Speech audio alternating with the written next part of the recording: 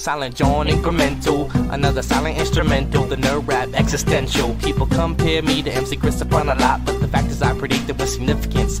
I'm the oldest geek rapper by far, say K&R, compiling kernels, open bracket, cause I rack it. MIT nerds throw your laser pen in the air and wave it all around like you had no repercussions. Now follow instructions, Professor. Why these discussions consist of nothing but incoherent rambling and babbling, but you just still take notes cause you never know what's happening. I'll drop a little nugget, a tidbit if you will.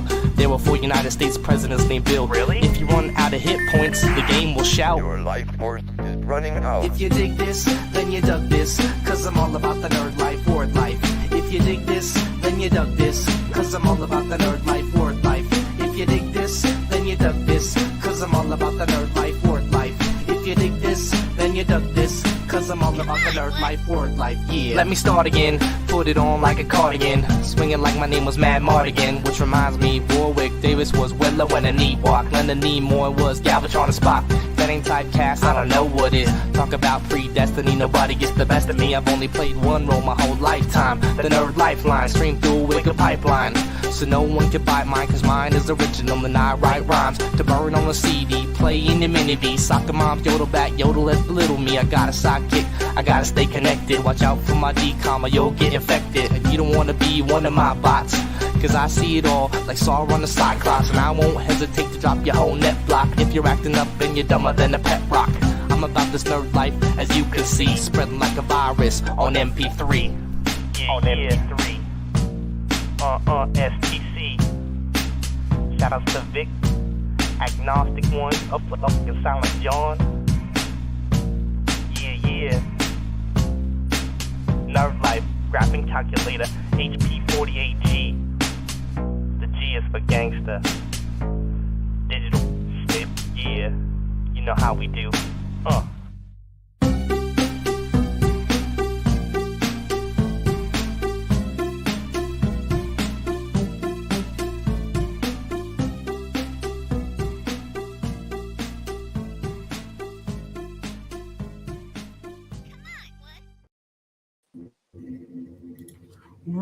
What's up, meatbags? It's the often imitated, never duplicated Tony TGD, and I am joined by my UK compatriot via Scotland. Yeah, Scotland, right? Yeah, why not? I get all those accents confused. They're all the same. It's just England, right? You're all British. It's just England, yeah. Yes. Finbar Saunders, what's up, Finbar? Not much, Tony. How are you? I'm doing good. I've had a wild week. Have you? I thought you'd just be sort of keeping your nose clean, keeping your head down, staying out of trouble. No? Not this week. I don't think there's been a week in which I've kept my nose clean, head down. Maybe like the first week of my life, still learning to walk. I don't think in the first week of your life you were learning to walk, Tony. I think you were sort of maybe working out the world around you at that point. I mean, maybe you were an you early guys. developer. Yeah, I developed early. What can I say? Some of us are smarter than other people. Some of us have developed faster, have bigger brains. That first week I had to learn how to walk with my massive melon, with my giant oversized brain. I'm like the leader. I got like one of those really huge heads. Yeah. Well, that's why you've developed to the point where you can now perform complex surgery. Yeah. I've completed two surgeries this week. To complete surgical dismantle of some cancer within the community. Sometimes you got to cut it out, right? You just kind of cut it right out. But we'll talk a little bit more in a minute. First, I want to hear, how's your week been? Because I heard like you got a new king or something over there. Yeah, something like that. Yeah, some guy. Put a fancy hat on somebody. Just some guy. Yeah. I'll be getting a medal for it though. That's what matters, isn't it? Are you getting a medal? I thought you said you weren't. No, I am. There was a bit of worry about whether we were going or not, but apparently most of us are going to get one. It's only the very juniors that won't get one. Ooh, the guys that don't deserve it. Pay your dues, man. But pay your dues. It's not like America where you get a medal for doing basic training. Hey, this is the the generation where everybody gets a participation trophy, right? Yeah, it's wrong. What can you do? What can you do? But we got a lot to talk about. So much. We're going to talk about the new restrictions that the UK is placing on Microsoft. We're going to talk about the rumor that Metal Gear Solid 3, the remake, is going to be a PS5 exclusive. Atari's making moves, and Night Dive Studios says they want to be right there with them. So we'll go over that. Nintendo shutting down all those rumors about, they're coming out with a Switch 2 this year, guys. This year, Switch 2. End of the year, Christmas time, Switch 2. Yeah, Nintendo say that every year. They say that every year. Yeah, but this year they're like, oh, we saw documents and we saw trademarks, and oh, this is more evidence, and it's just stacking up. Yeah, eventually, keep ringing that bell, because eventually someone's going to come to dinner, right? Yeah. Of course, we got to talk about Square Enix offering a new piece of Kingdom Hearts merchandise. A $2,200 piece of merchandise for Kingdom Hearts. And when I show you what it is, you are going to want to kill the corporate head of Square Enix. Trust me. Well, because they're coming out with a $2,200 piece of merchandise. No, but when you see what it is, right? Because you're thinking $2,200, it's going to be something special. Not so much. I mean, you paid $2,400 for a piece of merchandise. 21. But mine's actually better. If you compare what I got to what they're offering, I would actually think that what I bought was a lot better. I don't know. Let's see, and we'll compare. Also, Street Fighter 6 is going to have an open beta pretty soon. I'm hyped for this game. I'm ready. Have you played the demo? I played a little bit of the demo. I liked it. I know some people don't like all the little paint and all that, all the little hip hop culture. But I liked it. I thought it was like Street Fighter cross Splatoon. It's getting in the younger generation. But this week, we were supposed to have Hammock Man. He had DM'd us. He said, definitely going to be on there, guys. Definitely. Yeah, he did say that. He lied. It's funny because we do start a half hour later than previously. So we're talking, he's already like 40 minutes late. Well, I hope he turns up. I hope he shows up. I hope he does pop in at some point. Because as I was saying to Tony before the stream started, I'm going to be on hiatus for quite some time. And I wanted to say goodbye to Hammock Man in person. But can you confirm or deny that you're going to be going to the Ukraine? I can neither confirm nor deny. Are you visiting the Kremlin anytime soon? Not personally, no. Oh, that's right. It doesn't mean I won't be controlling a drone, though. Putin's not actually in the Kremlin, right? So you're not actually. No, he's not. He was. I read he was kidnapped, and the guy who started the war was an impersonator. Is that what you heard? But he's made his way out of captivity, and he's now texting people and asking for something like 3,000 rubles to get back to Russia and stop this war. That's a good scam. He sends selfies. It's not a scam, Tony. And he sends selfies to prove that it's him. That's what I've heard, anyway. Just wire him 3,000 rubles to PayPal /donation /Finbar Saunders. It'll get right to him. Yeah. Via Lagos, Nigeria. So yeah, I do hope Hammock Man does show up, but we will carry on without him. Blinded Braille's also on hiatus. He went Hollywood on us. Yeah, he's gone Hollywood. He's too big.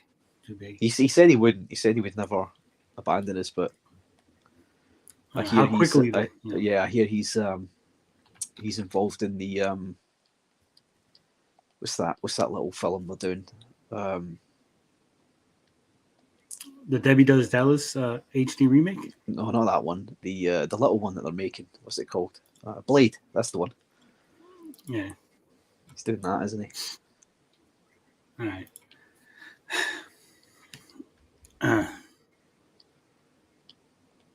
I can tell you, Tony, that he did have plans to join you. Oh, something must have happened. Carl would know. Yeah. Thanks for that heads up, Carl. We give people shit. I'm sure he has other obligations. But this week has been so freaking crazy. We've had people show up to streams that I never thought we were gonna have. I mean, this is coming off of the back of last week. Last week we had none other than Francois Tremblay show up, and he lit Amico Forever on fire. It's good time. But then this week on the wrestling show we had Etep Okuvian. He showed up, former wrestler, former radio host, current YouTuber, good dude. So we had a good time. If you're into wrestling, check us out on Tuesdays.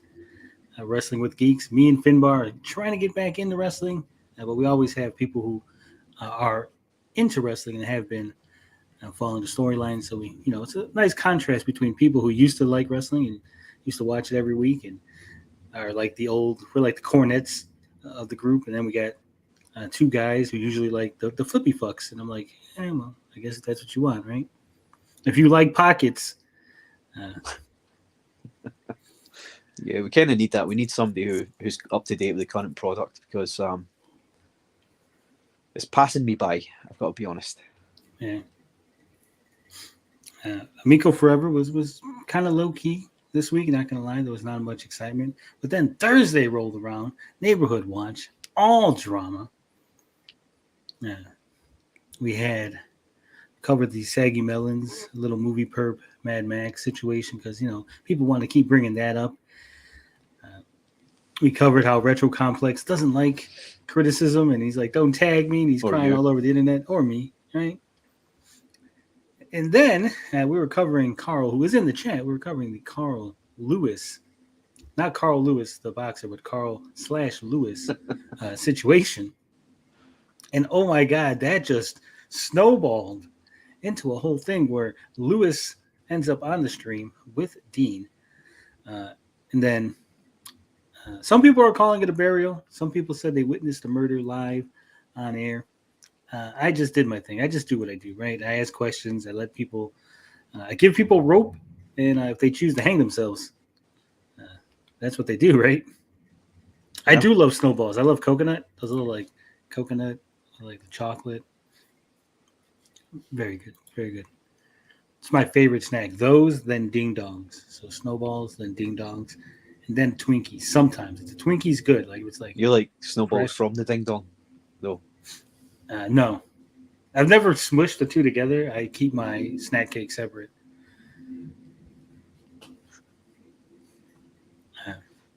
So yes, so we had those guys jumped on, and that was a whole thing. And then some people were saying that I was being unfair, unreasonable.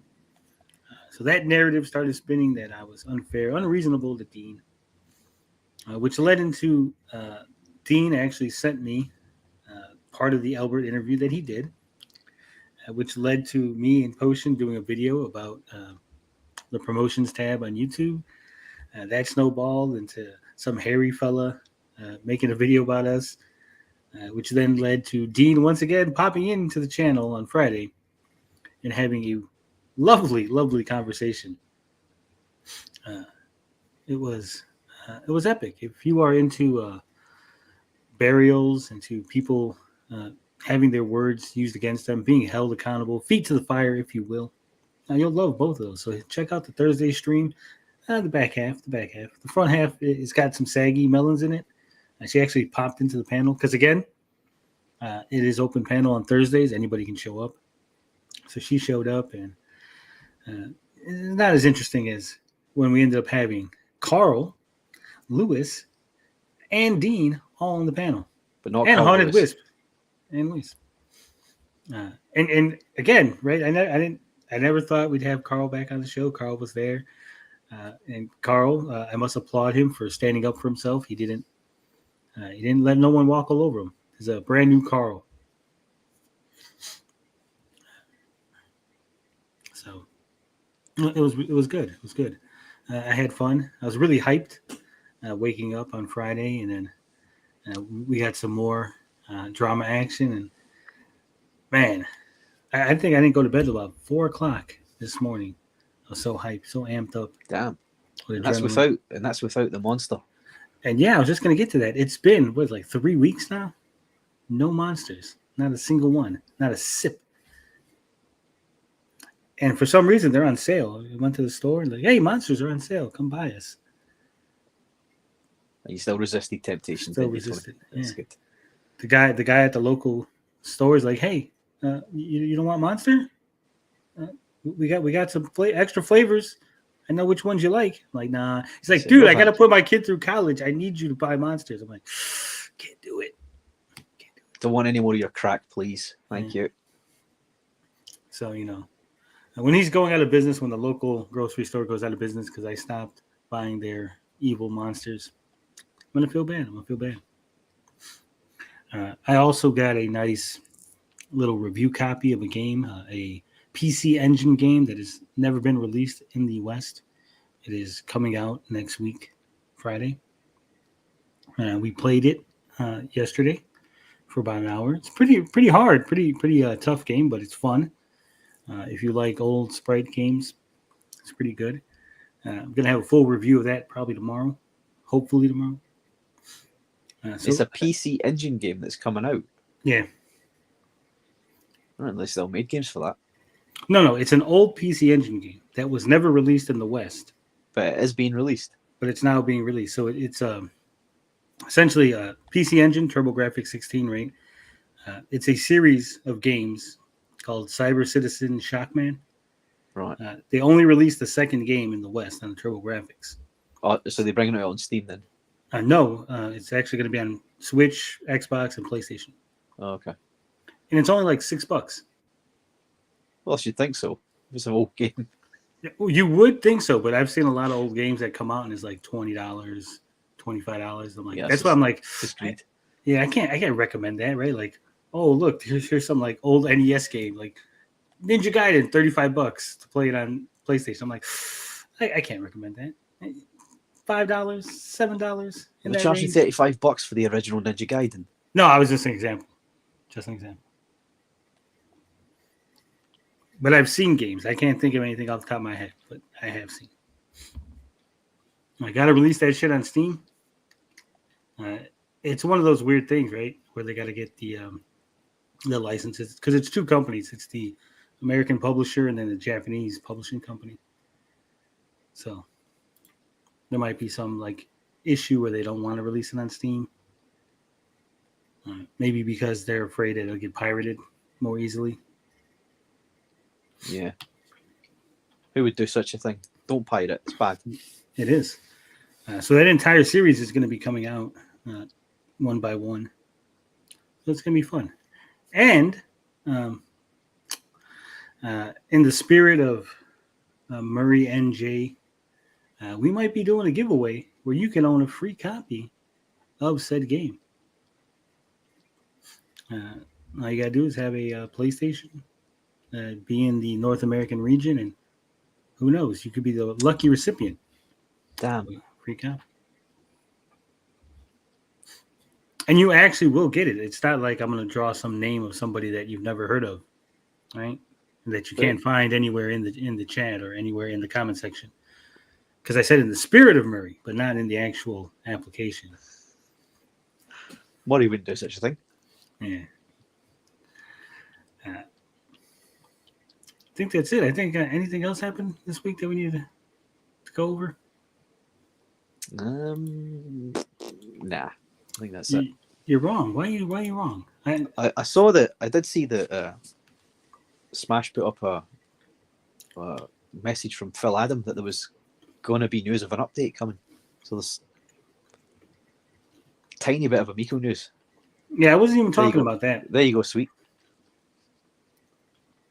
Is it Amico related? No, I was talking about more important things. This channel, it's got a merch store. Look at that. Oh, yeah. I had a look at this. You can get yourself an iPhone case with the Happy King Frog, or you can get an Angry King Frog mouse pad and get a mug. You can get yourself some stickers. Spread the Tony TGD logo. Yeah, I noticed that the Finbar Saunders butt plug has not yet made it to the store. Oh, that's in the adult section. Oh, okay. So as you can see, this nice mug. Look at that. And it doesn't show because for some reason they only got the one side, but on the other side of the mug, it does say "What's up, Meatbags." So you get the little catchphrase. Then of course we got the T-shirt. Look at that. And just because I love you guys so much, it's only $30. It's in 5 different colors that you can get in blue, get in white. It's unisex. Comes in all available sizes. Oh, yeah. Nice plum. They said pink. I think this is more of like a plum. What do you think, Finbar? Yeah, it's more purpley than pink, isn't it? Yeah, or yellow. And of course, on the back, you're gonna be the talk of the town when everyone sees love, peace, and booty grease. Well, you should have put love, peace, booty grease, I'm out this bitch inside the mug, so when they finish the coffee. Yeah, there's not They a lot of read that. options for that. We'll get a better merch store where we actually can Customize. customize things. This is the best we can do at the moment. They If just you gave want you to support the basic, channel, the basic Yeah. package. we give you the basic. I was gonna get an embroidered hat, but I didn't like the way the embroidery came out, so I was like, nah. I don't want to give you guys cheap merchandise. I want to give you guys quality, competitive prices. I don't really make a lot of profit on any of this stuff. I make like $1.50 here, $2 there. So I'm not gouging you, is what I'm saying. Like I know you see the shirt like $30. I'm like, It's yeah, the company that's gouging you. Yeah, the company's gouging the shit out of you. I get like a $2.50 out of it. So How are we doing in sales so far, Tony? so far it just went up yesterday, so we're doing not It's very doing good. well. It's doing well then. It's doing super. That is. I know you guys say you wanted merch. So if you got suggestions, remember non-copyrighted suggestions. And I'll tell you what. I'm gonna go. I'm gonna do something that a lot of people don't do, but I'm gonna offer $20 if you go ahead and submit a design or an idea. Remember, just you don't have to draw it. You say, hey, why don't you do with this, and this, right? Hey, you know what would be a really good idea? Tony playing video games with the TV with the Geek Getaway logo on it, right? If you said, hey, you should do a shirt like that, and I do a shirt like that, I will give you $20 through PayPal. But make sure you say it publicly so that everybody hears it. No, just email me. All you gotta do is email me. You email me. Yeah. And then you conveniently lose that email, but still make the merch anyway. Well, you'll have the other email. You'll have the send. If I took your idea and ran with it and didn't pay you your idea fee, your commission, whatever you want to call it, then you just call me on it, right? I suppose you could, yeah. You'd have receipts. And we're all about receipts. Yeah, we're all about receipts here. So there it is. Okay. Yeah. I'll be feverishly coming up with my idea to submit to you soon. Remember, I said if I use it, not just like send me ideas and then like, hey, give Well, I'll me keep $20. pestering you. I'll keep on bugging you. You used it yet? You used it yet? You used it yet? Until you just give in and use it. Or block me, whichever one comes first. Probably the block. Probably. No, A soft block. I'll just mute you, not block you. But yeah, because like I said, I want some ideas. I want some things. And we'll see what we can do from there, right? Because obviously you guys are the community and you guys are the ones that are going to buy the stuff. So you probably want things that you probably want, right? Makes sense. That's what I'm saying. I think Carl's come up with the best one so far. Yeah, the ballistic missile. I'm not sure. Intercontinental. He says an intercontinental ballistic missile. I don't know how that would work, but I'll be interested to see the schematics for it, how it could be utilized. Yeah. Now, speaking of spending your money on useless things, that's something that I know all too well. This is the brand new Kingdom Hearts sofa. So it'll set you back 297,000 yen, which is the equivalent of about $2,200. Look at that. Doesn't this just scream? What makes this right? So I haven't had the chance to go all the way. I say all the way through. I've barely even touched these games. Right. Yeah. What is the significance of this sofa or this chair? Well, I'm glad you asked, because you can see right here is a crown, right there is a heart, and right there is the Mickey symbol. That's and it. I believe that's a keyblade, and that's a keyblade. There you go. It's Kingdom Hearts branded. It would take me 20 minutes to brand my own sofa like that. And I think there's also like little. It's hard to tell because the lighting. But I think there's little like either hearts or the same symbols on the arms. That's it. $2,200. I would still take that over the Amico shell. This is not signed by Phil Adam. This is not signed by Some would Guinness say that World Record holder Tommy that Tallarico. those guys signing it actually devalued it. And not until you put your own signature on it did it gain any value. Really? I have a unique item, a one-of-a-kind item. I'm going to find Mike Kennedy and have him sign the Amico shell. That way I have the biggest collection of scam artists in the video game community all in one spot. Like all of them. It's like the murderer's row of video game scammers. Yeah, make All sure in you one. get John Hancock on it as well. Just gonna go around like, hey, could you sign this? Confusing people. Like that, yeah, sure. Get John Hancock. We're gonna go get who's the other one? Metal Jesus. Yeah. And Pat. Pat Don't forget from Pat. Punk. I don't know if he'll sign something for me. Under duress, he might. He might. So that's the Kingdom Hearts sofa chair. $2,200. That'll set you back. It's nice. It's fantastic. It's pretty nice. Looks comfy. Speaking of getting things signed, I am planning still planning to go to too many games this year. And a couple of people that said they were going have now dropped out. They're no longer going to go. Yeah, but as far as I'm aware, Vito is still going. Wait, who's dropped out? Mint Salad's not going anymore. Well, there's no point in going now, is there? Yeah, no. God, I cancel my ticket now. I'm not coming. But Vito's going to be there. And so I'm going to attempt to get Vito to sign my copy of ISOM #1. Right. So Ripa's biggest detractor. Oh, is he? I didn't know that. Yeah, well, Vito's got his own comic book that Yeah, I just knew that. released a But I didn't know Kickstarter he for. was. I didn't know he was the big. I didn't know he was. Oh, him and Eric July got into it back and forth. He even got on Eric July's show. He called in and they had a back and forth. And Vito tried to plug his book, and Eric muted him. Muted him and then played the fuck them Ho Ash Roads. Nah, we play that. He doesn't play that clip. So I think getting Vito to sign that would be a nice little unique touch.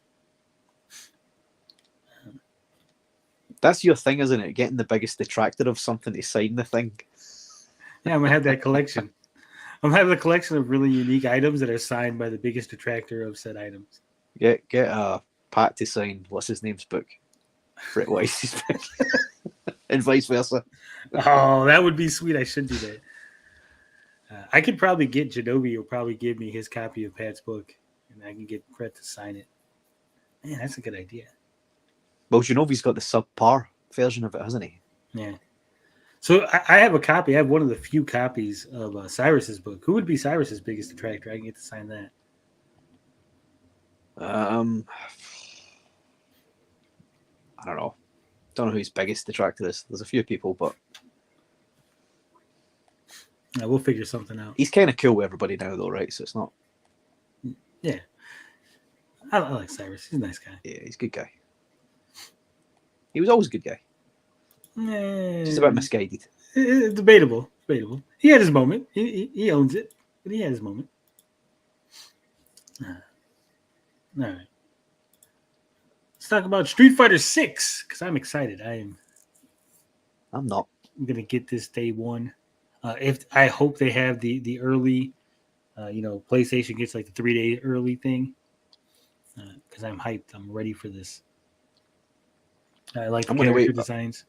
I'm gonna wait for the Ultra Championship Edition. That's been rebalanced 6 times. That version that comes out like 3 years from now. No, I'm gonna get this. I'm gonna be day one.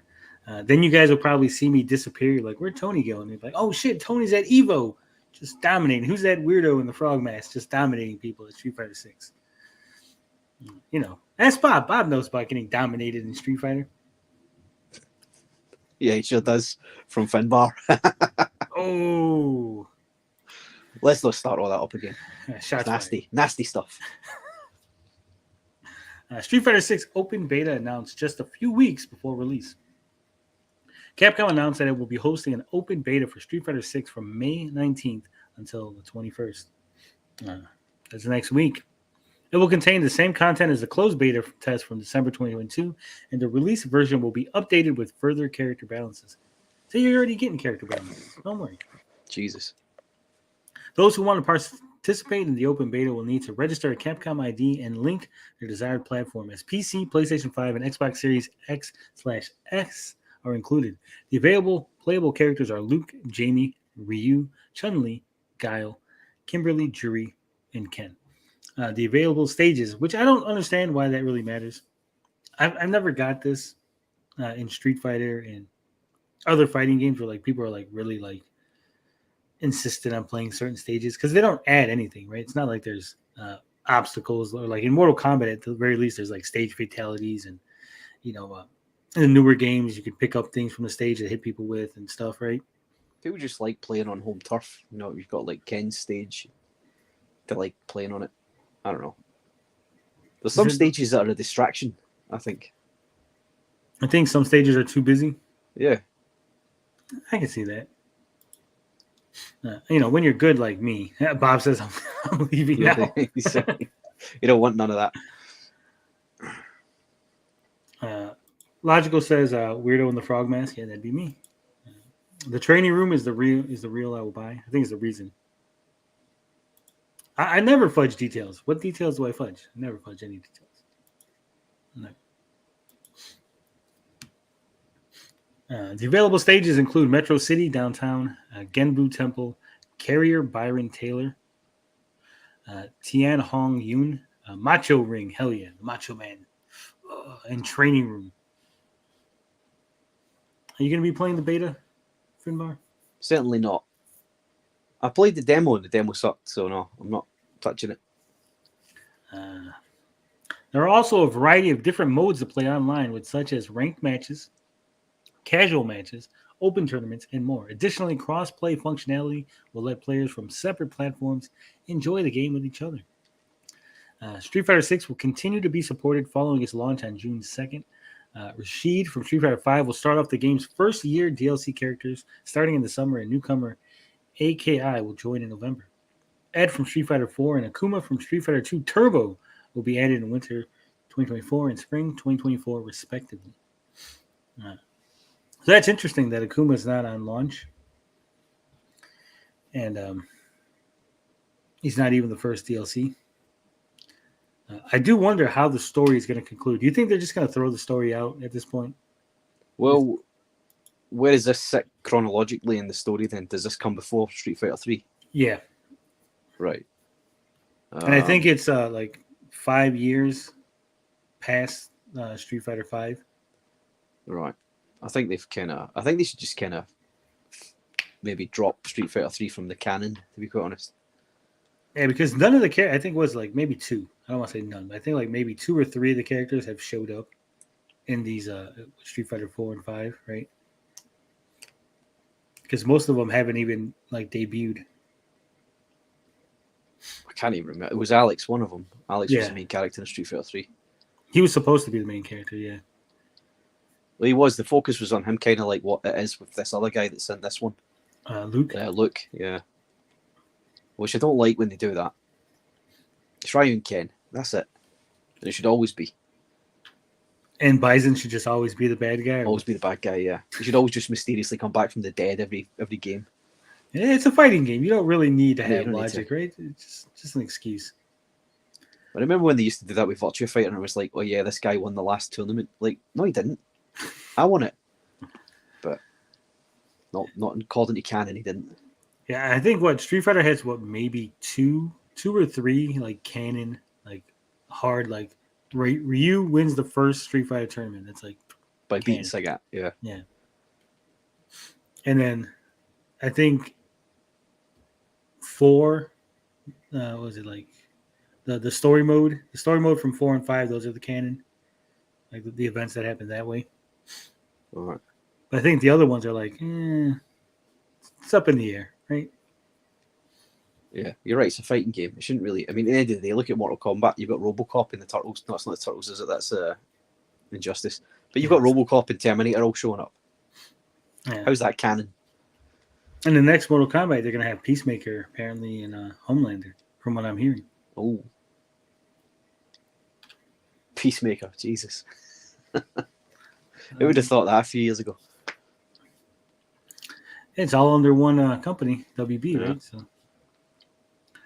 in IGN Street Fighter 6 final preview, we said Street Fighter 6 is shaping up to be the whole package, and certainly the most fully featured a Street Fighter game has ever been at the beginning of its life cycle. Wow, thank you for telling me what you said in that last paragraph. I really needed that. That really brought the whole article together. So either way, I'm looking forward to it. I don't know if you guys are. We could get some fight nights going again. Get people yelling at each other on Twitter over who's the actual champion of the Geek Getaway. And good times. Those good times. Yeah, it was all friendly banter. Yeah.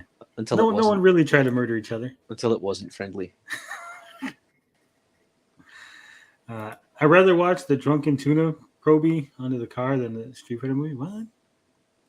Logical said, I gave up on Street Fighter after I saw the movie in theaters. I love the movie. Street Fighter, the movie, is a perfect encapsulation of what 90s video game movies are, right? It's just silly balls to the wall. They're desperate to actually take the source material, but then they change it enough because they're like, oh, normal people are not going to understand this very complicated Street Fighter tournament, so we're going to change that, right? Yeah. Street Fighter, the movie, was the perfect encapsulation of 90s action movies and cocaine mixed together. Dude, Raul Julia in that movie, he just chews the fucking scenery. He was dying when he was making that movie. He was but he made it for his kid. His Yeah. kid loves Street Fighter. He goes in there, he gives his all. He like fucking 110% that shit, and it shows. Like his moments are just so fucking good when he's on the screen. It's fucking electric. I love it, and I did see it in theaters. People were laughing. Like people give that movie shit, right? I always hear people like the movie's so stupid. It was no good. It was never good. When I was in that fucking theater, people were laughing at the jokes. People were into it. I think it's one of the few movies that I've been in where people were actually like cheering.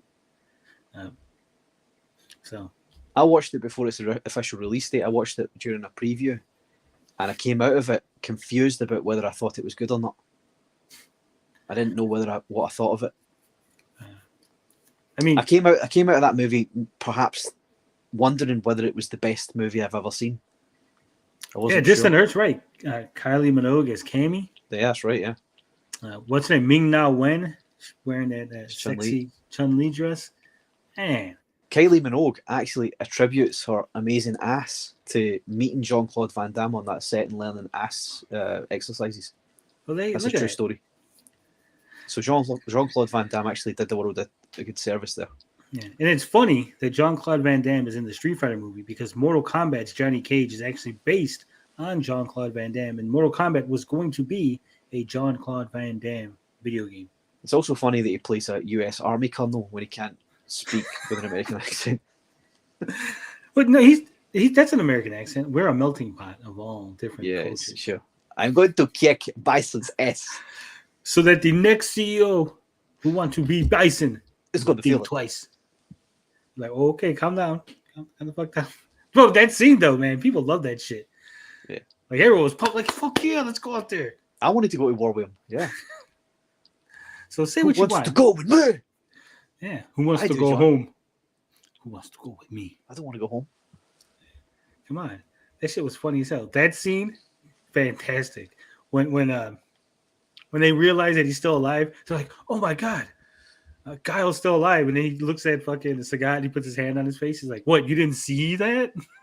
Did you not wonder, right, how they had every Street Fighter character that ever existed and could stand up, and then there was that one other guy who, that one guy that gets sort of tacked onto the team, but he was never a character in the game. You mean Captain Sawada? Yeah. Yeah, he was developed especially for the movie. They actually were going to make him the star of the movie. He was going to play Ryu, but then they figured out that he can't speak English. So they created Captain Sawada because Capcom actually wanted to make that guy, that actor, was going to be their dude. They were going to make a bunch of movies based on the properties, and he was going to be the guy starring in them. That was going to be their guy. Because there was no Fei Long, I noticed. And I thought maybe they had to replace him because he was too Bruce Lee-esque. Yeah. But then Fei Long in the Street Fighter the movie, the video game, I think the update one, Fei Long's in it. And I believe the guy who does Captain Sawada, because it's all live action, like the... yeah, I remember seeing it. It was on the Sega Saturn, wasn't it? Yeah. I think the Captain Sawada actor, I think he does the voice for the moves and stuff. Right. No, Van Damme not as Liu Kang. Van Damme was going to play Johnny Cage. Yeah. That's why he did the splits. Yeah. The captain was my guy. The movie took a dumb on his character. Well, the guy can't speak English. So they're like, fuck, how did we not realize that this guy can't speak English? How are we going to base Hollywood action movies in the West on this guy? We'll never stop Jackie Chan. True. But he always has somebody with him, right? Yeah. And him not speaking English properly is part of the fun as well. Yeah. So, I mean, there's a lot of good scenes. The scene where they're in that little, where they're, running guns or whatever. And they the truck is heading towards the tent, and they're watching it on the little video camera on the monitor. And then fucking Zangief's like, quick, change the channel. Dude, the whole theater died when that shit happened. The movie was fucking great. It's fantastic.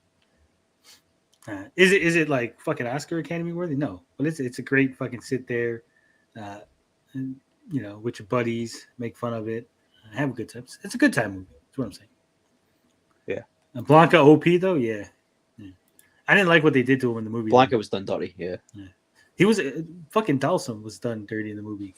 Blanca shouldn't have been amalgamation of Charlie. Should have been a different guy. Well, there was no Charlie at that point. There was mention of him though in Street Fighter 2. Yeah, well, I'm saying there was no character. No character. Yeah. So at that point, if Capcom had decided, they could have made Charlie and Blanca the same. They'd be like, oh, there was a mistake where they thought that Blanca was actually this kid Jimmy, but turns out he wasn't, right? Yeah, I'm glad they changed it. I didn't like the design of the character. It just looked like a weird, deformed human that was green for some reason. I think it was too early for the old Hulk-esque CGI. But that would have been cool. But at least he got to do stuff, right? And they're they built him up, and it was oh, he's going to be this awesome fucking fighter. Yeah. Dalsum is just a scientist dude who's not even bald until at the very end when there's a fire and oh, his head is burned and now he's bald, and oh, Bison had chained him up, so now he's got ankle chains on, so it looks like the game. He never stretched and he never shot fireballs out of his mouth. None of them shot any fireballs from anywhere. No, Ryu shoots a fireball in the movie. No, he doesn't. It's not yes, really. He does. Not really. He shoots it, but it's so close. You see the flash of light come out of his hands. That was a compromise, wasn't it? We need to do one fireball. Let's do one really close up and make it so ambiguous that it wasn't ambiguous because he does the motion and there's a flash of blue light. Yeah, but there's no actual fireball. Well, because they were so close, it hit. It was immediate impact. They should have just went balls to the wall like they did in the anime. It never explained it. Never explained why there's fireballs and stuff coming out of these people. Which anime? Because in the Street Fighter 2 animated movie, the one that came out. I was gonna say because in the Street Fighter series they explain where the fireballs come from. Yeah, that was about the Street Fighter series was really long-winded. Oh Like- yeah. Where they're like Like traveling there was a the whole world. episode. There was like and a whole episode of Ryu's like summoning a fireball. Yeah. And then they're like fighting people that are not in the game. They're like, now we're in fucking Yeah. the walled city of Kowloon. And then like Sagat was like a good guy, but he really wasn't. And like It it was just all over the man. place. Yeah. Yeah. And for being a Japanese produced product, right? You would think Capcom would have been a little more like I think hands-on. Capcom were furious at it, were they not? I think so. When they saw it. But you think that's bad. Have you read the Street Fighter Malibu comic? I have, yeah, the one where Ken gets scalped. Yeah, oh my god. That I Yeah, had they all- never finished it. They never got to finish it. They 'cause killed canceled it. that shit because it Yeah. was so fucking bad. I had all 3 issues. Yeah. I might still have them somewhere mixed in with the rest of the comics, but man, this shit was terrible. And then at the end, like the 3rd issue where they canceled it, and they're like, "But don't worry, because we're going to tell you where we were going with it, right? We don't And want it's to leave even you worse. hanging." It sounded even worse where it was going. Oh my god, it sounded so bad. And they introduced that new character. And then I think in like the 2nd issue, I'm gonna say Animal Man from Malibu Comics crossed over for a couple panels, and he was in the comic. So in canon within the Malibu Comics Is universe, Animal Man. no, is the Street Fighter characters, because Animal Man because Malibu had their own like superheroes and stuff, right? Yeah, that's right. So within their universe, since Animal Man crossed over into Street Fighter, their 2 universes are connected. Didn't Marvel buy Malibu? Yeah, but I don't think they absorbed the Street Fighter Street license Fighter. No, they didn't. because there was actually another comic that came out shortly after that that was even more ridiculous. Because we'll get to it real quick. This and Earth says, "Say what now?" Yeah, there's a Street Fighter comic in which. The whole premise of it is there's a island. It's an artificial island called Shad, right?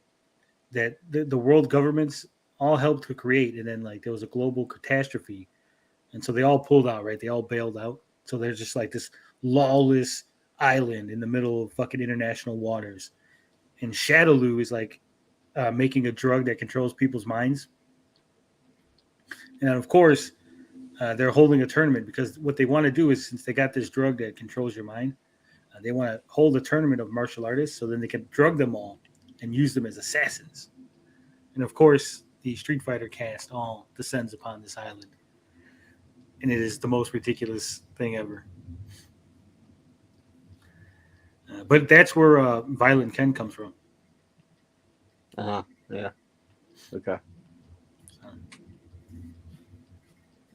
But I think that's enough nerding out about Street Fighter and all the various things. The terrible Street Fighter. Street Fighter the movie though is still awesome. Still love it. Yeah. Still a movie. Street Fighter was fine until they decided to do random speeds and modifications and wouldn't play normally. Nah, it needed to be sped up. I think you're talking about the jump from Street Fighter 2 to Street Fighter 2 Turbo. Or No, 5? we're talking about 5. Oh, I don't know about that. Yeah, they changed some things. They they keep tweaking it over the life cycle. What I hate about Street Fighter or even fighting games in general now is they release them, right?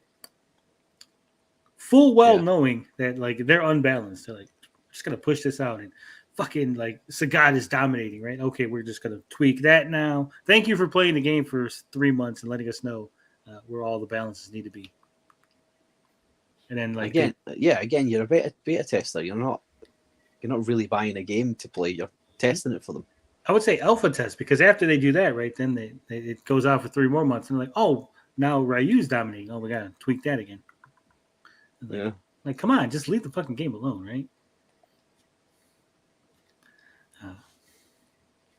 Some would say you're actually a pre-alpha tester because you'll have your Street Fighter 5, your Street Fighter 5 Champion Edition, Arcade Edition, Super Street Fighter 5, Ultra Street Fighter 5.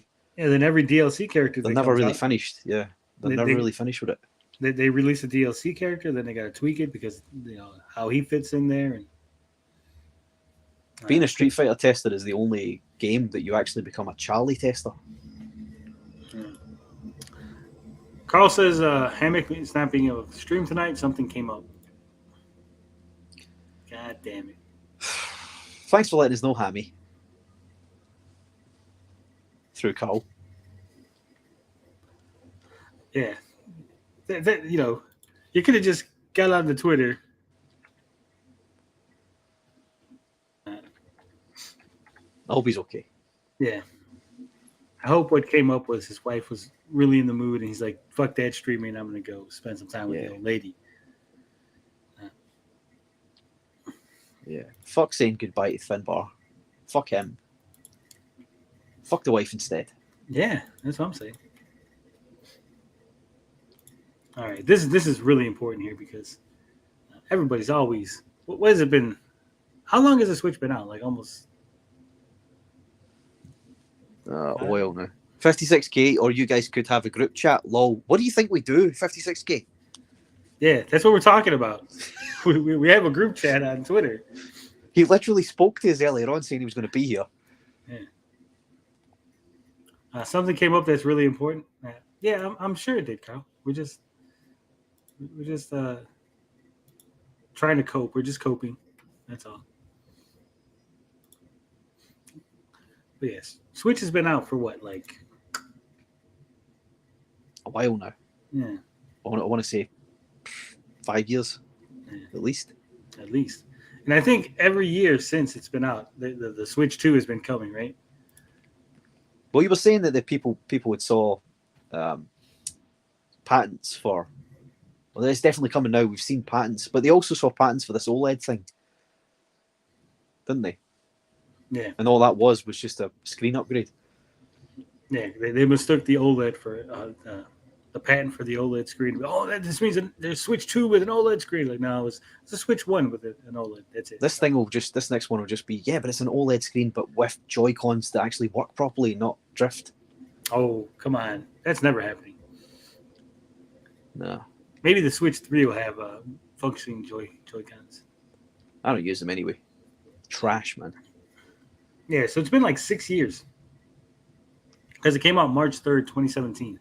2017? That long? 2017. Yeah. So for every year since then, right? We've been hearing that a new one's coming. Yeah. New one's coming. They'll never bring a new one out. They're making bank with this one. Why would they? They don't have to. Well, they already said that the sales are slowing down now. So it's because everybody's got one. Yeah. Everybody who's going to get one has got one. Yeah. But I would imagine if Tears of the Kingdom. Tears of the Kingdom. It's getting really good reviews and stuff. So maybe people who are on the fence or still haven't got it might jump in either at Christmas or before. But Nintendo, no plans for Switch successor before April 2024. Now, the headline's misleading, okay? Because when we get into the article, they don't actually say, like, oh, we're planning it in 2024 or you know, nothing before 2024. What they actually say is there's nothing coming out this year. And the fiscal year ends in 2024, right? March. Mm-hmm. So that's all they're actually saying. So I know it sounds, the headline actually sounds like, oh, it's going to be coming next year, right? Well, the headline says no plans before, so... Yeah, but that makes it sound like there's plans after 2024. And that's not what they say. That's not how I read it. I read it as it's written. No plans before means there's plans after. It should just be no plans for Switch successor yet. Because there's literally, that's what it is. Yeah. Wait. Nintendo does not expect to launch any new or upgraded Switch hardware in the coming fiscal year, set to end 31st March 2024. That's according to Nintendo President Shitaro Furukawa, a good personal friend of mine, who spoke with investors this morning following the company's most recent financial results. The Switch has now passed its hardware sales peak, with console sales down 22% over the past 12 months. Nintendo forecasts a further fall over the coming year. And perhaps more interestingly, Nintendo has now said this hardware shipment number will not include any brand new Switch replacement or beefier Switch upgrade. Indeed, games industry analyst Piers Harding Rolls of Ampere Analyst told me today he expects new Switch hardware coming at the end of 2024 rather than the start. See, again, this is a dude who's expecting this, right? But Nintendo has not said anything. Yeah. There's still some life in the Switch platform yet, Harding Rolls told Eurogamer. I expect the new Zelda to drive hardware sales to those upgrading from the older version to the latest OLED model, and probably from some entirely new Switch buyers. That will help Nintendo reach its 15 million shipment target for the year ending March 24. Software sales remain pretty robust, especially for first-party titles. And Peter expects a next-gen Nintendo console to be released in late 2024. I'm going to say no. No, I don't see this either. I don't see this. I think that last sentence there before that was quite an important one. Software sales are still quite robust. This is all they should care about is software sales. When they don't slow down, just keep pushing it. Because what's the point in bringing out new hardware that you're going to have to take a loss on? And I know the Switch doesn't take a loss, does it? They make profit on it. They make profit. They're one of the only companies that do. But why go through all that hassle? Why go through the risk of having another Wii U in your hands? Just keep going with the Switch. Yeah, and first-party sales are skyrocketing. Those are their best sellers. Focus on that. Get some more third-party. The first-party stuff is the only stuff I buy on the Switch. I'll never buy a third-party game on it because I've got a PlayStation and an Xbox, and I buy all the third-party stuff on them. I buy third-party exclusives. Right. Yeah, that's what I mean. But then even that, they're not. They could be timed. You could get them later on in another console. Yeah, but some of them. That's why the ones I buy or the ones I've bought, like the Ultimate Alliance 3, I know it's stuck on Switch. Yeah, if you know it's never coming on another console, and it's a Switch exclusive, then yeah, it's fair enough. But they've got tons of third-party franchises, so they don't really need to worry. Sorry, I mean first-party. Yeah. That will always sell. Yeah.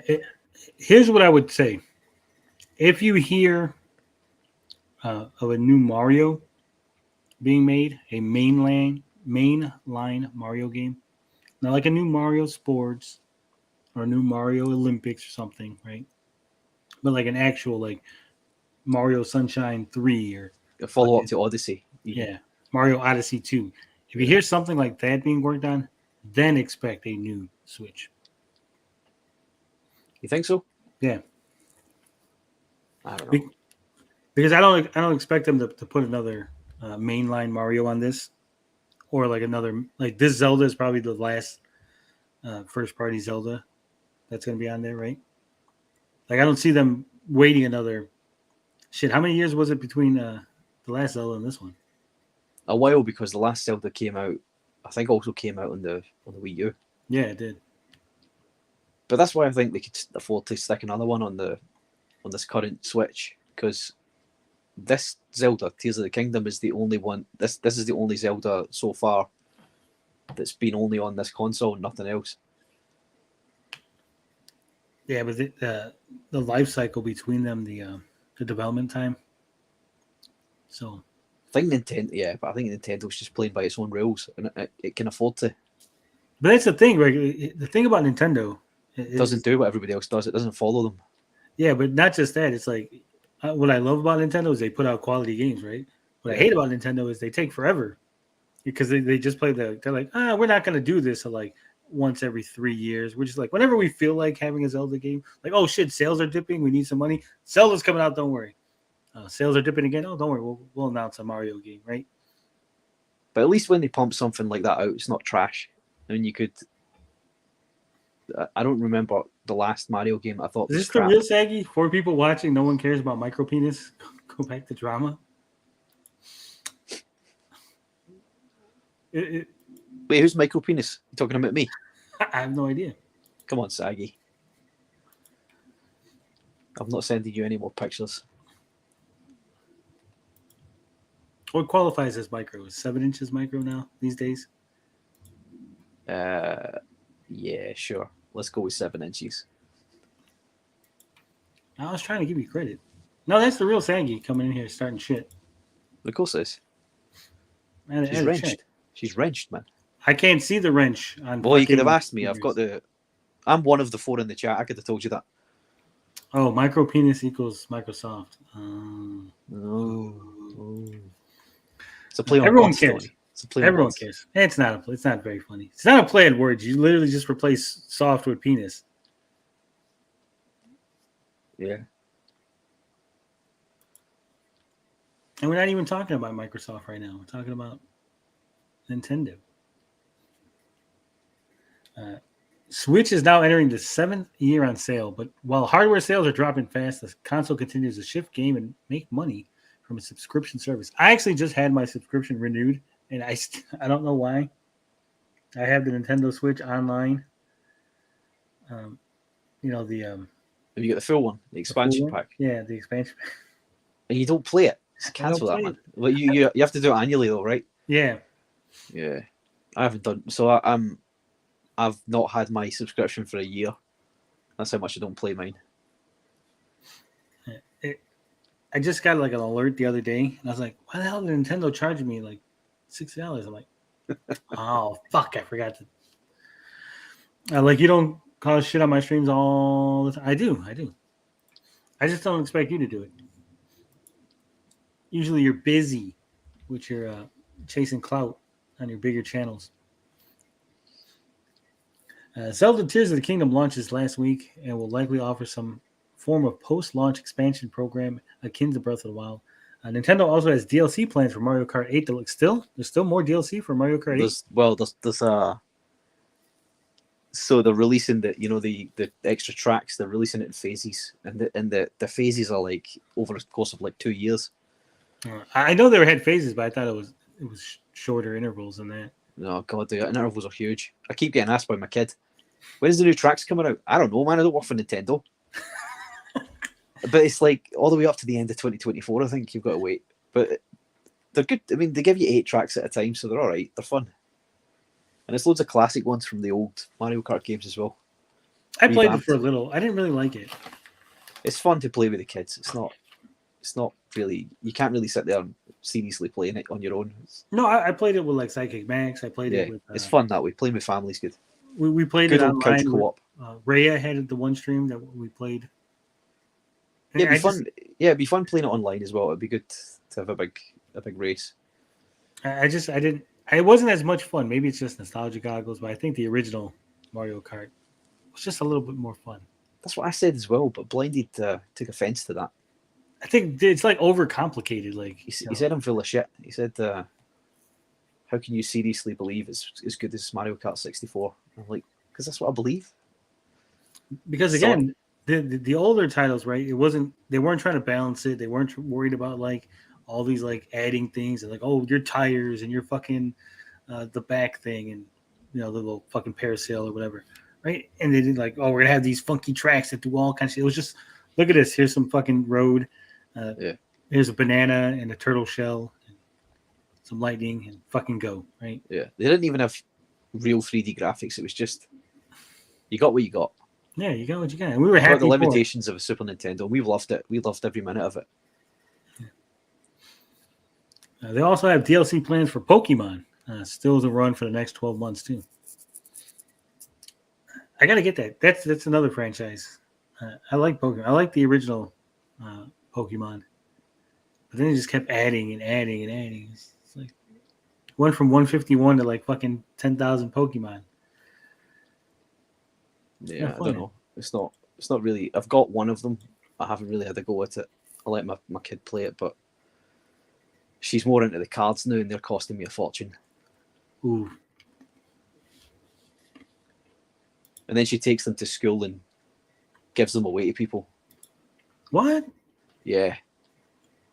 I don't know. You better tell her to get that shit back.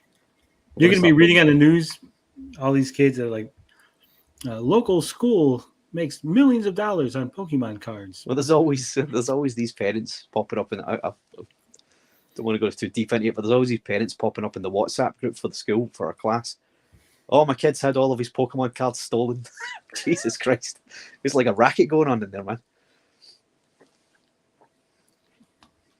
So is your kid giving them away, or is she paying protection money? No, she's giving them away. Dad, I need 3 more Pikachus. They're going to beat me up. She'll give them away, but she'll come back with like she'll come home with more than she started with sometimes as well. Oh, so maybe she's the one with the racket. Yeah, that's like, what you know who my dad is? I'm worried she's the criminal.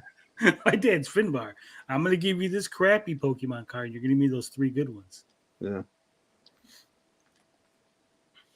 She has pictures of you in your uniform holding the assault rifle. You see that? That's the old man. Well, there are a good few kids that have got dads like that at that school, so I wouldn't worry too much about it. Well, maybe you recruited them. They're all in a little game together. Maybe, yeah. Hmm. Pokemon racket. Yeah, they're all soccer hooligans, but like the kid version.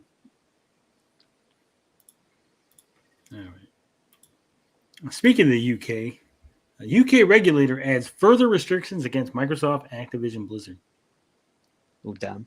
The CMA is added again. Competition and Market Authority says firms need to seek permission before they acquire an interest in each other. So they're not even going to allow them to buy stock in each other's companies. I thought that's what the whole thing was. No, they were buying. Microsoft was going to acquire Activision Blizzard. But surely that is via a certain amount of stock in the company, isn't it? No, they were just buying it. Outright buy the whole company. Yeah, like here's a bunch of money and here's a company. That's why it was like what, like 10 billion. So it was a huge number. It's a big number. Yeah.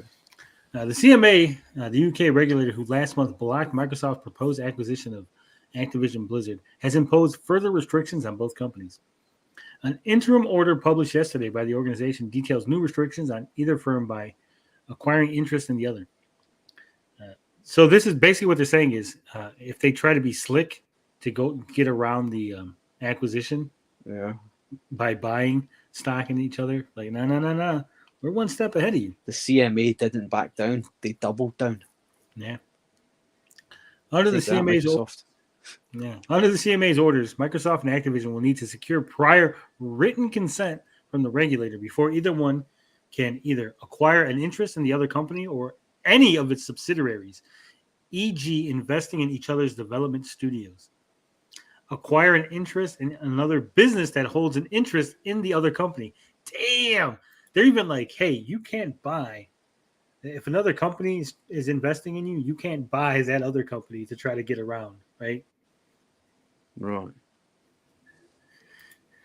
Or hold an option to acquire an interest in either of the above. Man.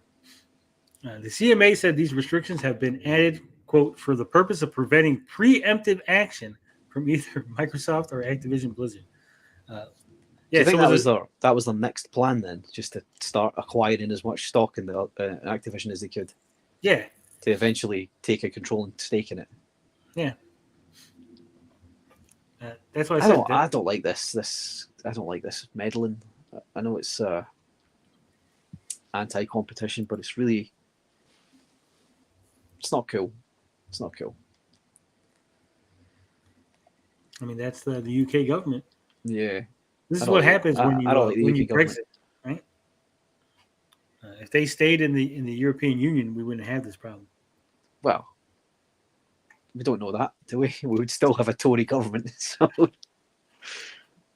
but I don't know if the CMA would have had authority though. I mean, the CMA existed before when we were part of the European Union, so I don't see what would be the difference. But wouldn't the European Union have oversight onto whether or not? I'm not sure the European Union could overrule the CMA's ruling in the UK, though. I mean, I'd have to look into that, but I don't think they could.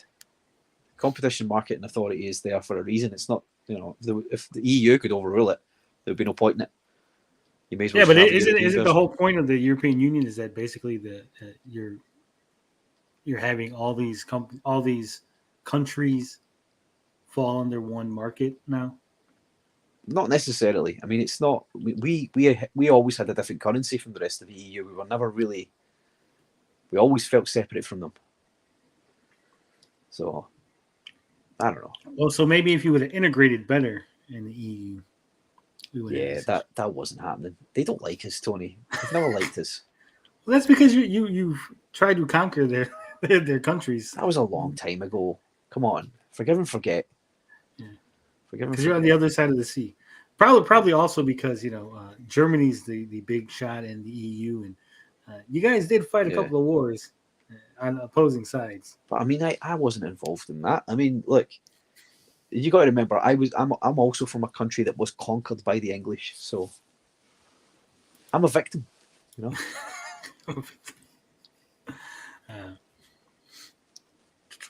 know, last month, the CMA chose to not approve the $68.7 billion acquisition due to concerns over Microsoft becoming dominant in the cloud gaming space.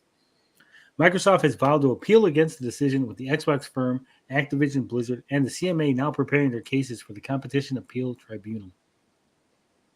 While the deal has been approved in a variety of other markets, including Japan, South Africa, Saudi Arabia, Chile, and most recently, Ukraine. I don't want to sound like a dick, but you're gonna. but I'm gonna, because a couple of these countries on this list, and I'm like, You're not really worried about. yeah, you're really like you're worried about like Ukraine, right? And they got more important things to worry about. Yeah, they got other fish to fry right now. I don't think Ukraine, and again, trying to be a dick, but I think even after the war or the invasion, whatever you want to call it, after that settles, I don't think they're going to be worried about Microsoft, whether or not it's going to be a monopoly in their country in the cloud gaming space, right? It's probably not one of their major concerns. I don't think Chile is it really a big market for Xbox, Microsoft, computer gaming in general? We just asked Tommy T. Right. Same thing with South Africa. I don't think it's up there, right? You're like Japan, the U.S., Canada, China, India, right? But it's like, hey, some like tiny, like, what does Tibet think of the Microsoft acquisition, right? Like, Well, Tibet aren't allowed to think for themselves. They've got to ask China. Yeah. It's like, what's Peru feel about this? I'm like, does it really matter? But Microsoft and Activision need to win over the regulators in the US, UK, and Europe for the acquisition to go through.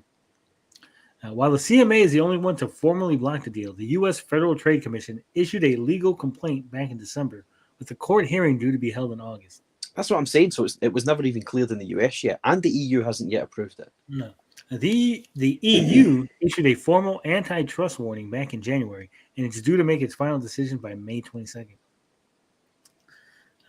So I would think that if either the U.S. or the EU also blocks the deal, then it's dead. Yeah. Well, I mean, they could appeal those. They're still to appeal the CMA's decision. Yeah, but what I'm saying is, if the EU and the US, the EU and the US block it and block the appeal, then yeah, it's dead. No. What I'm saying is, if the EU and the US approved it, right, that would give them leverage over the UK. Yeah. Like, look, at these two guys are okay with it, you're not. But if they also, one of them blocked it, now it's 2-1 on the other way, right? It's like, well, these two are seeing a problem. You're the one who's got the weird opinion, right? That approved it. Well, I think the CMA would overturn it anyway, just once they've received their appropriate backhanders. No doubt. Is that what you think? It's just waiting on the...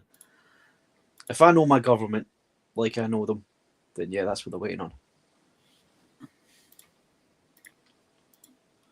All right. What do we got? We got one more little story here from GameIndustry.biz.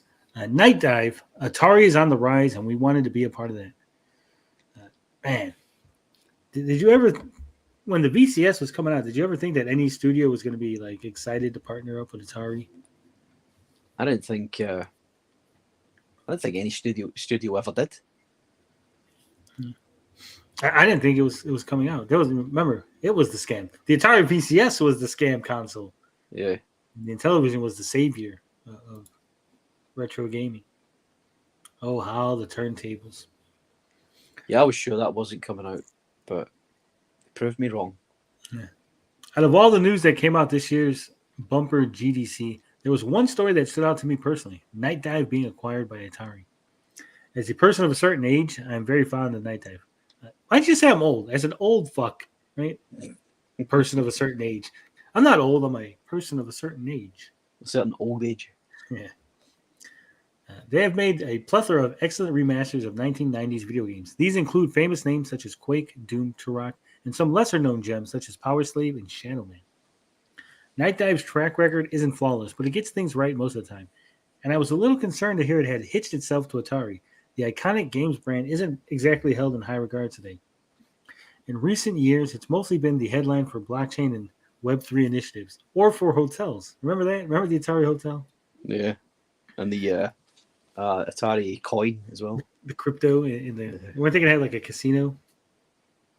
Yeah, you can only spend the crypto in the casino. It has scaled back a lot of that stuff now, but it has a reputation for constantly shifting its strategy and not actually releasing anything significant. My initial response was, "Oh, really, Atari?" Admits Evelyn Mansell, who is one of the leads on Night Dive's upcoming System Shock remake. That's a big game that I know people were really excited about. Yeah. But it'll be weird.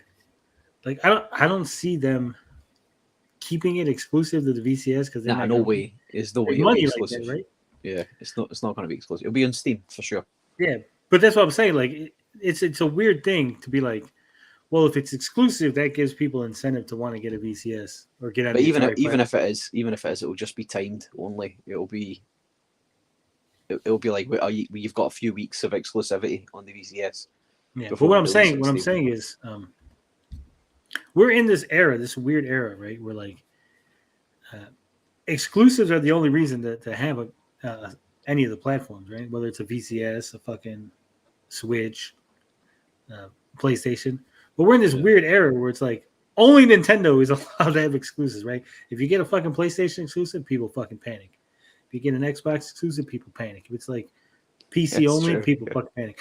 Nintendo's like, we got an exclusive. Everyone's like, I don't give a shit. We expected that. You're Nintendo. Whatever. You don't see Sony going to court trying to stop Nintendo from releasing Tears of the Kingdom only on the Switch. Dude, both Microsoft and Sony actually put out tweets congratulating the release of Tears of the Kingdom.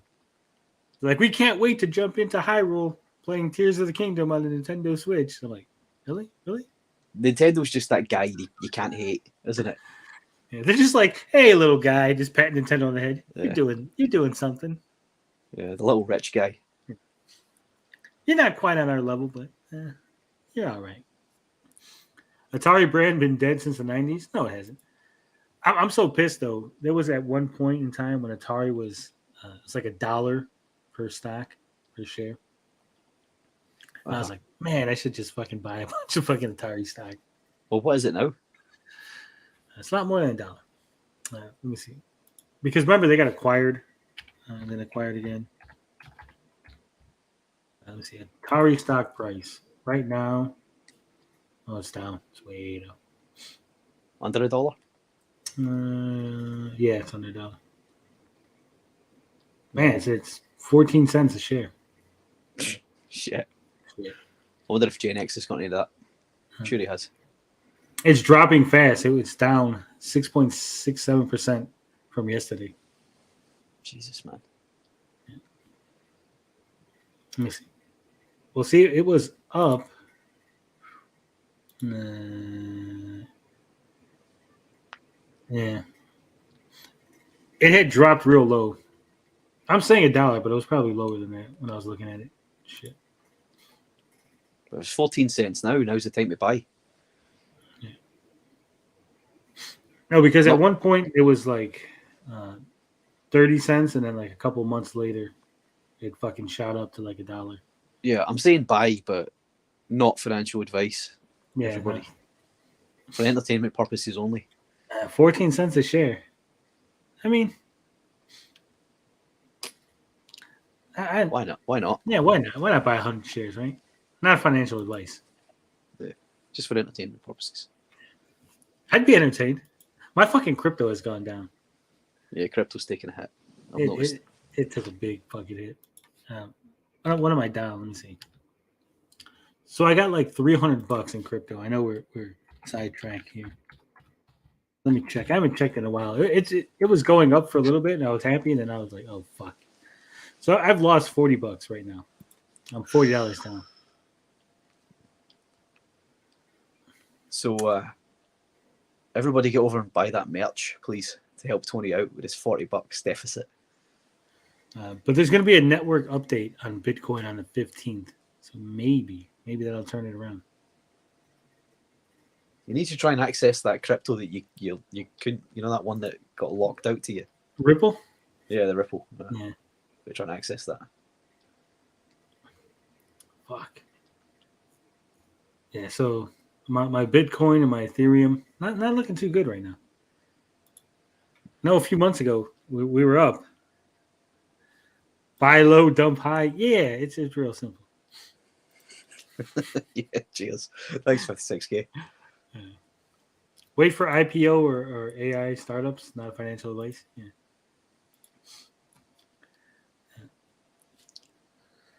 I'm a lot more comfortable with it now. Everything that Wade, Rosen, Atari CEO, and Atari have said so far have been on the money. I'm not worried about it. Night Dive CEO Stephen Kick adds, Wade is fresh blood in the Atari vein, and he brings with him an unparalleled knowledge and love for classic games, which is rarely seen in the industry. It's going to sound cliche, but he gets it. He understands why Atari was so important to so many people, and he understands what he needs to do to elevate it back up to that level it previously enjoyed. It's never going to be at that level. No. Right? Not at its once heady heights, no chance. Never again. No, I'm saying it's never going to be at that level ever, because they went from being they were Nintendo, right? They were synonymous with gaming. At one point, it was Atari. They were the number one name in gaming at one point. Yeah. So they're never going to get to that level. The best you'll ever get is it's that brand, right? Oh, Atari, I know that. That was that old video game company. They used to make video games. Oh, they still do? That's weird. Right? That's about the best Atari can hope for, because sadly, the Atari generation is dying off, right? In another 20 years, most people who grew up with Atari probably won't even remember Atari if they're alive. Mm.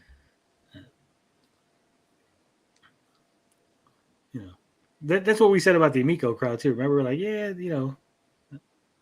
they wait any longer, and those people are going to be not going to be around. There's this misconception when this acquisition happened that we had basically chained ourselves to a sinking ship, but it couldn't be further from the truth. They're on the rise here again, and we wanted to be a part of that. Wade is the X factor here, and we're going to see some amazing things come from this company. It is overdue. When are we going to expose Wade Rosen as a fraud? Who is he? He's the CEO. No, I mean, what has he done before? I have no idea. Probably nothing. Because that name kind of rings a bell. Let me see. Wade Rosen from Atari. He's kind of a younger looking dude.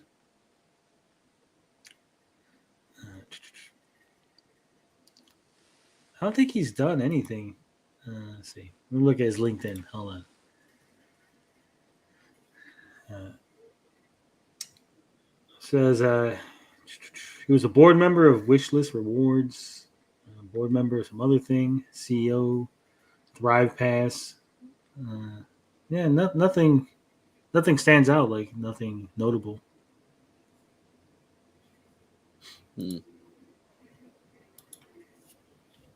Just another suit.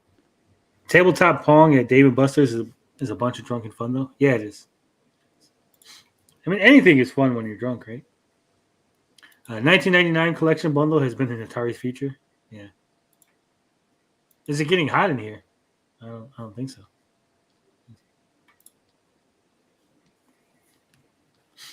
No. Rosen has worked with Night Dive for a while as an outside investor, helping the company acquire IP and expand its team. After he had become the Atari CEO and started changing the underlying foundation of Atari towards something more game-centric, that's when we became interested in joining forces. We wanted to help them reach that prominence of being the name when it comes to retro games, remasters, and that type of thing. It was a perfect fit for us. Kick says that the deal doesn't change what Night Dive will be working on. They're not being bought in purely to resurrect old Atari IP. We are going to work on things that interest us. Shooters, mostly from the 1990s and early 2000s. I'm on board.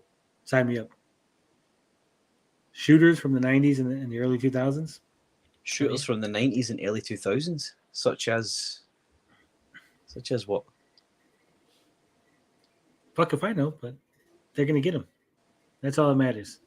I want nostalgia. Yeah, I'm in. I'm sold. It's not going to limit who we work with either. Part of what we had to do was go to all the licensors and partners that we work with to let them know ahead of time about the acquisition.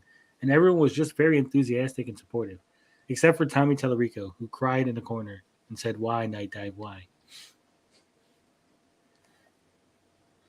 I know they worked on Quake. Like I said, they're doing System Shock. Oh, right. Did it Quake. They did Turok.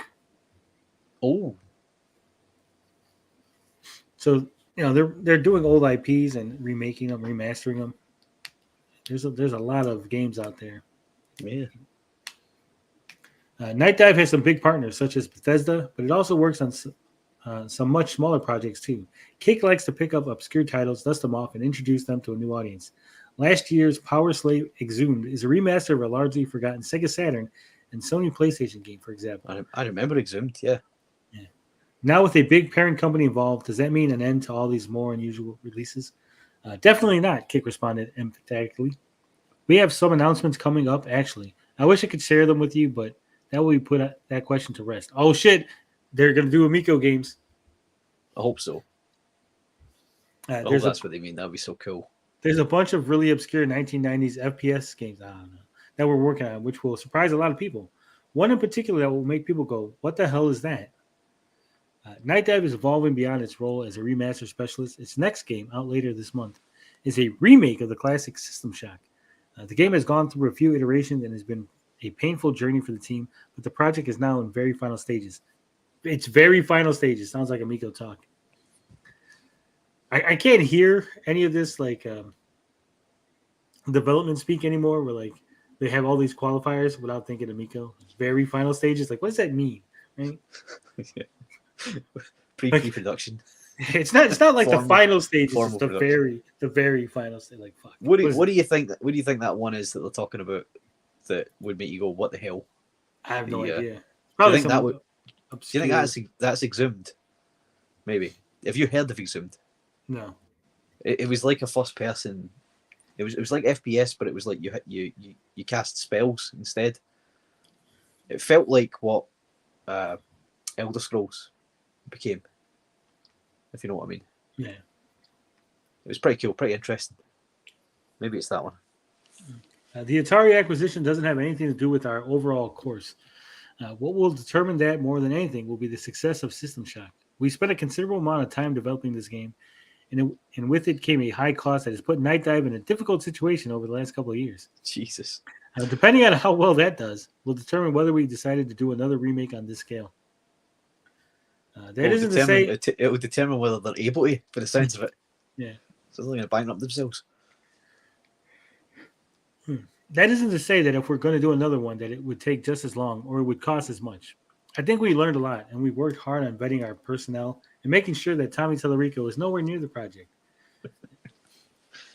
Or Phil Adam, or John Alvarado, or Mike Micah. All the crew. Say hypothetically we were able to do another one. It would take probably a quarter of the time of what we spent on System Shock, and hopefully a quarter of the budget. I would hope it would take even less because they were working on this during the pandemic, right? Yeah, that's right, yeah. Mansell adds, it was our first big game project, so there was a big learning process on the tech side. Finding pipelines and best practices and all that stuff. We will definitely take that foundation into whatever we do next, whether it's a big remake or a smaller update of an older game, or our own IP. It depends what Steve wants to do. Kick adds, it's not really up to me anymore. There are a lot of people that will have a voice in what we do next, especially with the Shock teams finishing up. Man, this thing just goes on and on and on. Atari got Night Dive. They're going to make a bunch of games. I see the numbers dropping. In a nutshell. No one cares. Yeah, nobody gives a shit. We got one more. This is kind of a rumor. I thought it was interesting. Metal Gear Solid 3 Remake may be a PS5 exclusive. Possible reveal at PlayStation Showcase. I think people will throw a shit fit if it is. What if it's exclusive? Yeah. Nah, I don't know. After what happened with Redfall and the way people were throwing a shit fit about that, even though the game turned out to be crap, right? People were like, "Oh my god, they canceled the PlayStation version," and now for PlayStation to turn around and be like, "Haha, we got Metal Gear Solid Remake, and it's not going to be on anything else." Yeah. The oft-rumored Metal Gear Solid 3 remake may end up being a PS5 exclusive with a reveal possibly happening at the next PlayStation Showcase. During the latest episode of the Xbox Era podcast, co-host Ship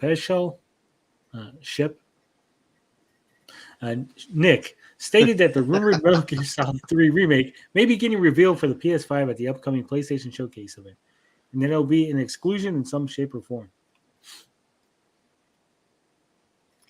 With regards to exclusivity, there are a number of scenarios in which the game may be locked out from release on one or more platforms at launch.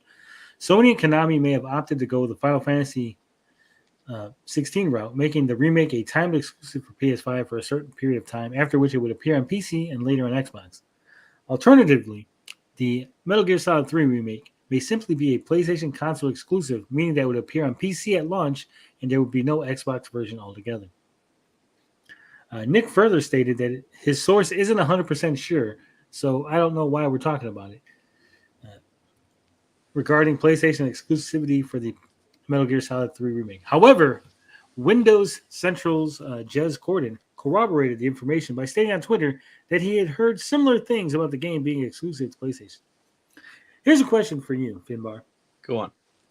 Do you think scoopers, rumor mongers, these people who have insider information, do you think they jump on other people's rumors and quote unquote corroborate it just to make themselves look good? Like, oh yeah, I also heard that. See, and so when that turns true, I think if a certain scooper has a track record for being right, then I think a lot will jump on that particular person's scoops. Yeah, but it's not like this guy is corroborating it, right? What I'm saying is basically this guy he doesn't have a source, but he's pretending to have a source because when your source turns out true, he'll make it look like his source. He believes that the original guy that came up with it is trustworthy enough that he thinks, yeah, I've got to hitch myself to that wagon. Yeah. But I think there's a lot of people talking shit, and then some people do hear things and then plans change internally, so it's not always bullshit just because it doesn't come to fruition. But more remakes. This one, I can't, because I only ever had a PlayStation back in the day. This was a PS2 game originally. Did it come out in the Xbox, the original Xbox, as well? Can you remember? I don't remember. I always thought it was just a PlayStation game, because I know that obviously there was no Xbox when Metal Gear Solid 1 came out, because it was a PS1 game. So I don't know. I always felt like this was an exclusive to PlayStation anyway. No, eventually, let me see. Yeah. The original one was on PlayStation. The HD edition was on PlayStation 3, Xbox 360. And then you had a Snake Eater 3D, which was on the Nintendo 3DS. Right, okay. Yeah. I miss those days. I miss the days of the PlayStation getting a game, Xbox getting a game, and then you get like the fucking Game Boy Advance version. Yeah. What the fuck? What are you doing, Nintendo? Like, this is just a totally different game. Yeah. The existence of Metal Gear Solid 3 Remake is quickly becoming Sony and Konami's worst-kept secret. Recently, the voice actor for the main theme song in Metal Gear Solid 3, Donna Burke, seemingly confirmed the existence of the rumored remake. Burke shared a series of tweets from a recording in progress, suggesting that she may be working on a track for the rumored remake. In one of the images shared by her, it's possible to read the lyrics, see screenshots above, from a sheet. The aforementioned lyrics appear to be from Metal Gear Solid 3 theme song titled Snake Eater. Yeah. This suggests that Burke may be, in fact, re-recording the theme song for the remake, which is B. I thought, oh my God, we almost did it, and we didn't. We didn't make it, Finbar. We didn't make it. We didn't make it. Which has B. Oh, we didn't make it all the way to the end with it. Which is B rumored to be in development. Which is B rumored. Let's let him off with this one. I thought there was no mistakes. We read what, 5-6 articles. I thought we were gonna make it. We're gonna have one show with not a single fucking typo. He missed the end. This is what happens. This is what happens. when you don't use the fucking the red squiggle means that it's misspelled. The blue squiggle means Means it's the grammar. computer's like, yeah, the computer's like, what the fuck are you talking about? This doesn't make any sense. You don't even need that. You just need one other person to read it. Just get one other human being to read it over. So close, so close. Even you, Tony, a grammar Nazi, right, would write something and want another pair of eyes to look at it just because your eyes aren't seeing everything that it needs to see. Because you're the author of it. So you need somebody else to look at it. I always have somebody look over my stuff, not just for the grammar, but for the ease of reading, for the flow. Yeah. And make sure that I'm conveying what I need to convey in a succinct manner. But that's all we got for that. Nothing too exciting. I hope they bring back, what's his name? The original Snake. David Hayter. I hope he comes back, voices him. I thought, what's the name? Don't tell me Kiefer Sutherland's doing it. Probably. Ah, I would imagine. All right. We got a couple of polls here. Not too many. This one again. I try to be funny. I don't really want to cause controversy, but people get mad. Like, no, controversy's not your thing. That's not my thing. Is it? I said 5 days ago was our first poll. Who is your favorite Skywalker from Star Wars? The choices were Luke, Rey, Leia, Anakin, or C-3PO. There was 45 comments. I think this is the most comments we've ever gotten. What's controversial about those options? A lot of people don't consider Rey to be a Skywalker. But she says her name is Skywalker at the end of. That's what I said. I said Disney, according to Disney, right? Like she's Skywalker. I know people want to burn it from their memories, but she says, and the ghost of Luke and Leia standing there nodding when she says it, so they're okay with it. Yeah. Some people said that Leia wasn't a Skywalker. How? That she was an Organa because she's a Princess Leia Organa, and I was like, no, because she's Anakin's daughter. I was like, she's Anakin's daughter, and they were hiding her, right? That name was because they were hiding her. Yeah. She's really. I don't even think that Jimmy Smith's character adopted her formally, right? They're just like, hey, he's our daughter now. Yeah, it wasn't like that. It's just like, yeah, we'll take her. But you hear Yoda saying there is another Skywalker. So, and Yoda's confirmed it. Some people thought that C-3PO built by Anakin, therefore he's his son. That's what I said. I was like, he was built by Anakin. He's 100% Skywalker. Yeah. So then some people were like, well, what about Kylo Ren? And I said, well, he's a Solo. He's a Solo, yeah. Yeah, you take your father's name, right? Yeah. So, but 45 comments. Again, I think this is the most comments we've ever gotten on any poll. Vel X says... The important things, Yeah, let me put it by new first.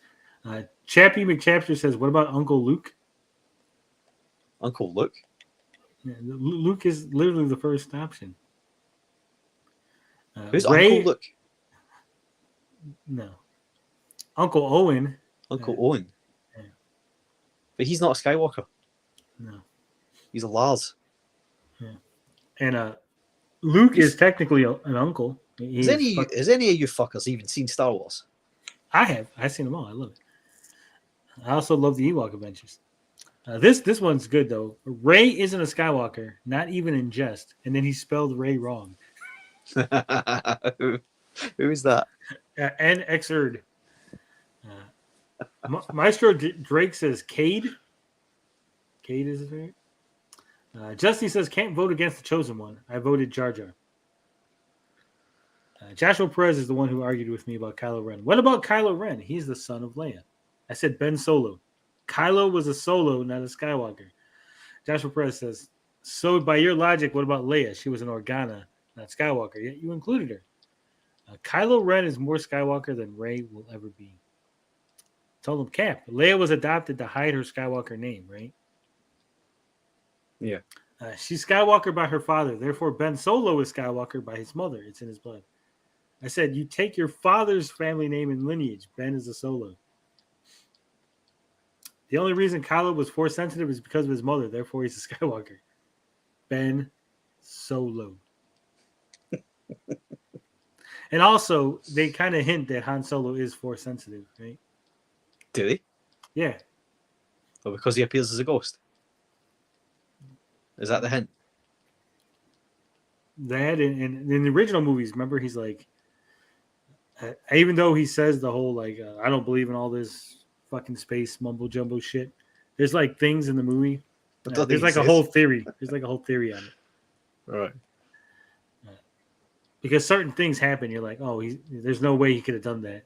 Like even like the shooting fucking. I was gonna say Guido. Greedo. That he felt that Greedo was going to shoot him. That's why he shot first. Nah, I think he was just a bastard. I think that's all it was. 56K when he says Paul Atreides. Potion Sword Run says Anakin has the best story. Changed my mind. Tommy O. Ugh. I put Luke, but I'd really rather you had an Anakin original trilogy option. I literally just had Anakin. Same guy. Yeah. Last line says Rey and C-3PO aren't Skywalkers. Super Gamer. I love the prequel, so I'm going to go with Anakin. He's legit my favorite Skywalker in the saga. D. Joseph Santos says 0% for Rey. I said 4% now. And what do we at? Rey actually got 5%. So there are some fans out there. Rey Skywalker. Tommy O says she's a Palpatine. Yeah, she is, but the Skywalkers adopted her at the end of the last movie. 56K when he says the comments are the meat of the polls. Pause. Vel X says Legends Leia was based. Loved her in the novels.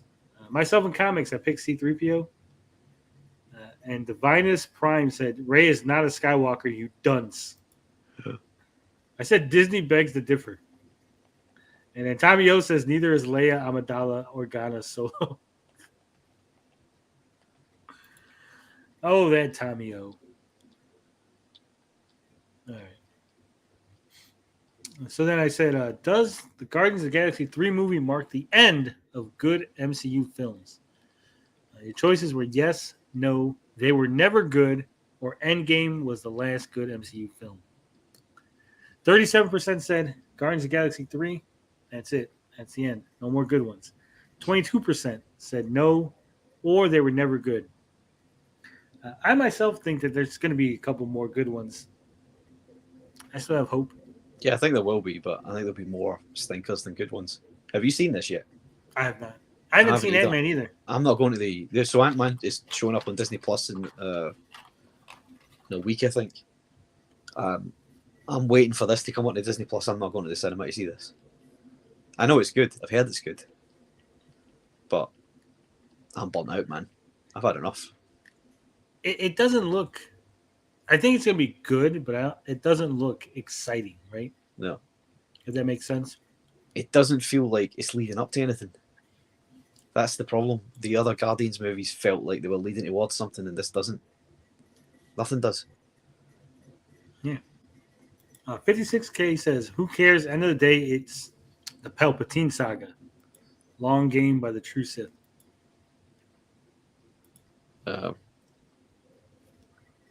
Yeah, I suppose it is. Yeah, it's a good point. But is Palpatine really Anakin's father? Isn't there like that whole thing that like he like Force Ghost impregnated Anakin's mom? Yeah, it could be. That's a good theory. I think it's in one of the extended universe novels. So he's like space god. Well, because remember, she gets pregnant and there's no father. Yeah, there's no father. Yeah, so Palpatine's like space god, and Anakin's like space Jesus. Yeah. Well, he always was space Jesus, but now he was. Yeah. All right, so I shared a video that Mint shared about YouTube as a shameless plagiarism problem. It's true. It's true. And I don't think that's H. Bomber Guy. It looks like him. I don't think that's him. All bald-headed white guys with beards look alike. Yeah. Do you think we'll ever see a Marvel versus DC live-action movie? 93 votes. Your choices were yes, Run with Gun, or no. 66% said no. I agree with the no's. I don't think You Marvel think versus never? DC. Never. See, I think once all other avenues are exhausted and everybody's seen everything there is to see, I think they might do something like that. I don't think, and here's why. Because when you get to that point, right, the actors who you want to see crossover will be gone already or too old, right? Yeah, but are you saying that this can only happen in each company's current continuity, or are you saying? Well, I'm saying like even like let's say like 20 years from now, right? And they said, oh, we're gonna make an Iron Man, Batman movie, right? And I'm like, well, who do you want to see as Batman? I don't want to see someone new as Batman. I don't want to see someone new as Iron Man. I want Robert Downey Jr. But we're not gonna get the Robert Downey Jr. Iron Man. Well, why not? Because he'd be fucking 20 more years. He'll be fucking old as fuck. Yeah, but remember, in 20 more years, what could they do with Robert Downey Jr.'s likeness? You laugh, Tony. You laugh. I wasn't even thinking CGI. Is that live action? Here's a question. Yeah, of course it is. Of course it's live action. No. Really think about it. If a movie was made with CGI actors. Not CGI actors, deepfake. Well, even deepfake. No, because there is an actual actor underneath the deepfake text. Yeah, but the part you're looking at, even in CGI, there's like props underneath, and then they like CGI over it, right? There's like little like stand-ins, but we wouldn't consider that a live action. If it was entirely CGI or deepfake, would that even be a live action movie at that point? Well, let me put this to you then. Let's take the most effects heavy Marvel film. No, Final Fantasy: The Spirits Within. That's all CGI. That was a CGI movie, yeah. Is that considered live action? It's not considered live action. It was a CGI movie. Yeah. Well, that's However, if there are live action elements with CGI in and around it, then yeah, that can still be classed as a live action movie. If the CGI is so good that they look like real actors, that it becomes impossible to tell, then yeah, it's live action. Look, it's you watch live action movies all the time with tons of special effects in and around them. You don't call it a CGI movie. You call it a live action movie. As long as there are elements of live action in it. Well, see, look, I class Avatar is a live action movie if that's the case. Yeah, it is. Of course it is. Of course it is. It's a special effects laden live action movie, but it still is live action. I even classed that. You know when they were doing the Disney movies in live action, and they did the Jungle Book, and I was reading everywhere, oh, it's a CGI movie, but no, it's been made like it's live action. I know everything in it is CGI. What about The Lion King? The Lion King's that's what I said, right? Or did I say no, you Book? said the Jungle Book. Right, well, the Jungle Book and the Lion King, I class that as the same thing. Yeah, but the Lion King doesn't have any humans in it. I know it doesn't. It's all CGI, but what I mean is it's been filmed like it's a live action movie with the intention of being live action. They just couldn't get animals to do what they wanted them to do, so they had to do it CGI. And it'll be the same in 20 years' time when you don't need Robert Downey Jr. to even be alive anymore because he's already signed his likeness away, and he'll be appearing in future DC Marvel crossover. Well, in that case, then I guess I gotta change my answer. Yeah. But do you not like thinking about where we were 10 years ago from this point, right? Yeah. Would you have ever imagined you'd have seen a Luke Skywalker on TV like you saw in Boba Fett? No. But think about 20 years from now then. What will you be seeing on TV then in the movies? But here's my I don't want to say worry, concern. But 20 years ago, if they were going to do Luke showing up on The Mandalorian, they would have recast him, right? Yeah. And some guy just lost out on a role because we got CGI. No, they did recast him. They did put a man under that. Yeah, but that guy's not getting what he would have gotten if he actually of course not. Playing. That's what I'm saying. So he still lost out. Right? But you know who is going to get the money? And you don't even know who that guy is. Mark Hamill. You don't even know who the guy is. Who's the guy who played Luke? No, he's not. He's not a name, right? I mean, there was two of them. There was one at the end of Mandalorian. And you don't even know who they are. It's just some like nobody. But there will be money going to somebody, and it'll be going to the estate of Mark Hamill when he's passed away. They're like, hey, dude, I'm gonna give you $50. Just stand here and pretend like you're Luke Skywalker. We're just gonna deepfake over you, right? Yeah, I I get what you're saying. It's a sad time for actors, but think about all the times there was a franchise that lost an actor and they didn't want to put the character in it. Like Chadwick Boseman passing away, right? They could have easily put, if they hadn't been so soppy about it, they could have easily put Chadwick Boseman back into that movie, and you wouldn't have even known the difference. And so it's going to be a bad time for actors, good time for us. Yeah. And we're going to see some really strange movies in a couple of years. Well, hopefully we're going to. I mean, I'm still holding out hope for a Jedi Master Luke Skywalker show. No, but what I'm saying is, like, we're like, when people are dead and their likenesses have been sold off, right?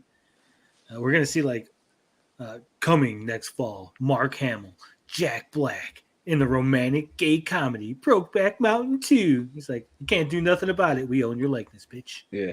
We can make it gay if we want. It's like Paul Rubens starring in The Terminator. That's right, we went there. Nothing. That'd be good. That'd be good. Because I mean, you could just have any actor play any role, right? Like even movies or franchises that they've never acted in, and styles they've never acted in. Yeah. Either Paul Rubin or Peter Dinklage is the Terminator. Peter Dinklage would probably be the best Terminator. Think about it. He would be, yeah, because he's easy. He could get any places that a lot of people couldn't. Not just that, but like you're like, oh my god, they sent this killer machine from the future, right? You're looking for like Arnold type people, and then you just see Peter Dinklage, like, oh, that can't be. There's no way he's the Terminator, right? He's like, cutting at your ankles. No, but you would just ignore him, right? And then he'd just kill you in your sleep. Yeah. You're like, oh, you mean that guy looks like a fucking good guy doll? They sent back Chucky? What the fuck? Peter Dinklage is Chucky. There you go. We're going to get like fucking Peter Dinklage is going to visit my house. So, yeah. Chop your ankles. Yeah. It's like, what are you doing with that stepladder, Peter Dinklage? All right. Amico Forever was late due to reasons. In case you missed it, Mortal Kombat, breaking news. Look at this. Exclusive leaked information. Oh, yeah. Also, I let people know who was going to be on the neighborhood. This is the game I was talking about. Oh, yeah.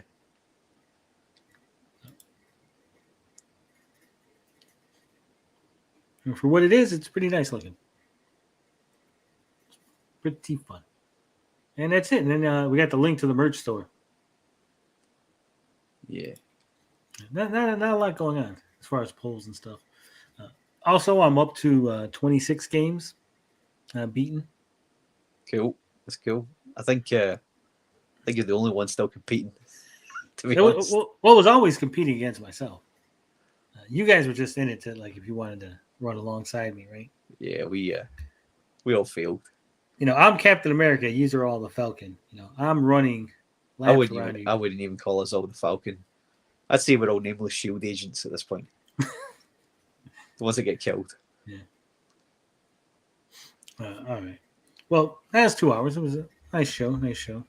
Not much going on. Not a lot to talk about. Nothing too exciting. 56K says I'm still at 5. Looking for the next game. Don't look too hard. Ori and the Blind Forest is a Snowfest. Get that list up that me and Hammy got up, the one that's got the easiest to complete NES games. That's a good start. Get a few in the bank. Play the Mega Man games. They're hard though. Yeah, but once you if you play them in a row, right? Once you do that first one, you get that muscle memory and you're kind of trained into what to expect, and then you play like 2, 3, 4, 5, and 6. Yeah, it becomes a breeze. Now, if you try to play like 1, and then like 3 months later you play 2, and then 3 months later you play 3, you won't have it. But if you're playing them back to back to back to back, it's fucking easy. I don't know, man. The early NES ones were punishing. I found them really hard. Oh, I beat all up to 7 so far. Yeah, but you're a real gamer. Am I? Realer than me. We'll see. Anyway, I think that's all I got. Yeah. Got anything? Yeah, I'm bowing out. I don't know if the 3 people left in the chat care, but I'll not be back on a Saturday show until at least the end of July. So farewell. Don't ask where I am, everybody. Right? Every week. Where's Finbar? Every week. I fucking addressed it. Just come back and watch this stream that none of you watch live because you're all busy Herbie Derbying it up. Yeah, Herbie Derbying it up. You're all banned. Yeah. Anyone who is, I'm gonna go look. I'll still Anyone be in who the is chat. Yeah. I'll still be in the chat with the ban hammer hitting you all. Everybody that comes in that was over Herbie Derbying it up. Yeah, anyone who is Herbie Derbying, you're gone. But until next time, as always, love, peace, booty grease. We out this bitch.